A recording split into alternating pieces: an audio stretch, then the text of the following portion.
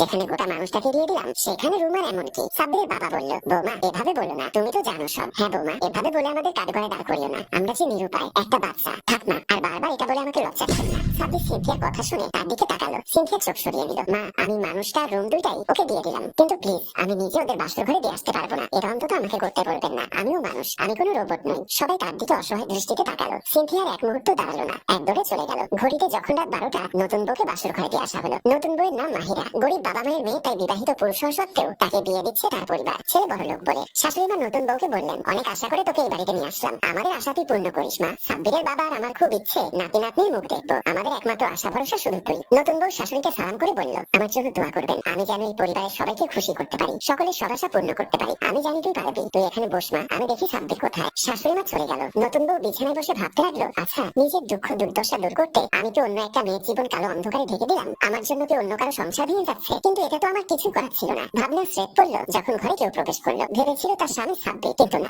আমাকেও সহ্য নয় বললেই হয়। আমি থাকবো না এই বাড়িতে, দরকার হলে রাস্তায় রাস্তায় ভিক্ষা করবো, তবুও তোদের সাথে একসাথে থাকবো না। লক্ষ্য করলাম মায়ের এসব কথায় আমার বউ কোনো কিছু উত্তর না দিয়ে দাঁড়িয়ে অভাগার চোখে অশ্রু ফেলছে। আমি মুচকি হেসে মায়ের উদ্দেশ্যে বললাম, মা আমি কিন্তু সবকিছু দেখেছি এবং বেশ কদিন ধরে লক্ষ্য করছি দোষ ফারিহার নয়, দোষ কিন্তু তোমার। তুমি ইচ্ছা করে ফারিহার সাথে ঝগড়া লিপ্ত হচ্ছ। আমার কথায় মা কান্না ভেজা কণ্ঠে বলতে লাগলো, আচ্ছা আচ্ছা আমি বুঝেছি, তুই তোর বউয়ের আঁচলে বন্দী হয়ে গেছিস, কিছু বলতে হবে না আমাকে আর। আমি ফারিয়াকে সান্ত্বনা দিলাম, তুমি ঘরে যাও, আমি মাকে বুঝিয়ে বলছি। বিশ্বাস করো আমি কিচ্ছু করিনি, আমি জানি ফারিয়া, আমি আগে থেকে সবটা আন্দাজ করেছিলাম, কিন্তু উনি আমার মা, ওনাকে যেহেতু কিছু বলতে পারছিলাম না, তাই বাধ্য হয়ে তোমাকে শাসন করে চুপ করে দিতাম। ফারিয়ার চোখের জল মুছে বললাম, ঘরে গিয়ে বসো, আমি তোমার কাছে আসছি। ফারিয়া যেতেই আমি একটা দীর্ঘশ্বাস ফেলে মায়ের ঘরের দিকে গেলাম। মা চুপ করে বসে আছে। আচ্ছা মা, আমার মুখ থেকে শুধু মা ডাকটা শোনার জন্য তুমি কতই না ত্যাগ স্বীকার করেছো, তাই না? অথচ তুমি দেখো অন্য একটা মেয়ে নিজের পরিবার আত্মীয় স্বজন ছেড়ে তোমার কাছে এসে তোমাকে মা বলে ডাকছে। এটা কি তোমার সৌভাগ্যের বিষয় না? দেখো না, সারাদিন আমি অফিসে থাকি, তোমার দেখাশোনা কে করে? তুমি দুদিন পর তো অসুস্থ হও, তোমার কাছে বাড়ির খাবার রান্না সহ আমার ওষুধ ঠিক মতো কে খাইয়ে দিবে? মা তুমি তো এখনো সব পারো, আর তাছাড়া মাহিন তো আছে, ও দেখাশোনা করতে পারবে। তুমি আর মাহিন থাকবে বাসায়, তেমন কোনো কাজ তো নেই। আমি ট্রান্সফার হলে আমার খাওয়া দাওয়া করে অফিস যেতে সমস্যা হয়ে যাবে। ও